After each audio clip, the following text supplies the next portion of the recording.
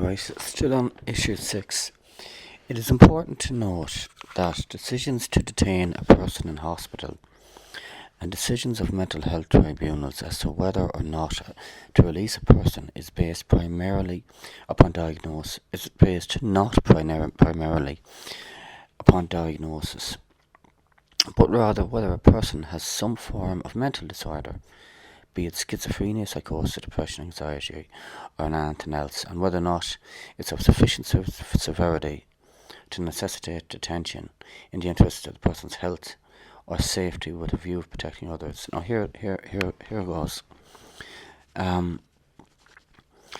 Whether or not to once you're detained, they decide whether or not to release you, not upon diagnosis, but whether or not the person has some form of mental disorder.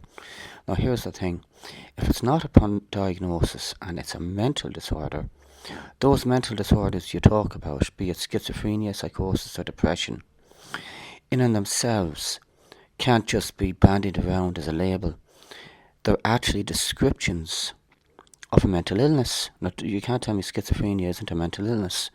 So it's based on whether you have a mental disorder like mental illness. Now, it's not based on diagnosis. Those mental disorders, those mental illnesses like schizophrenia, are in themselves mental illnesses that in order to have legal authority to detain someone of that description of a mental illness, that requires, in my mind, a diagnosis.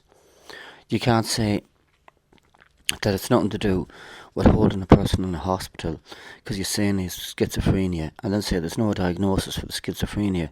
So where does the basis of holding them comes from in saying that label is true? To say that label is true, it has to be based on a diagnosis.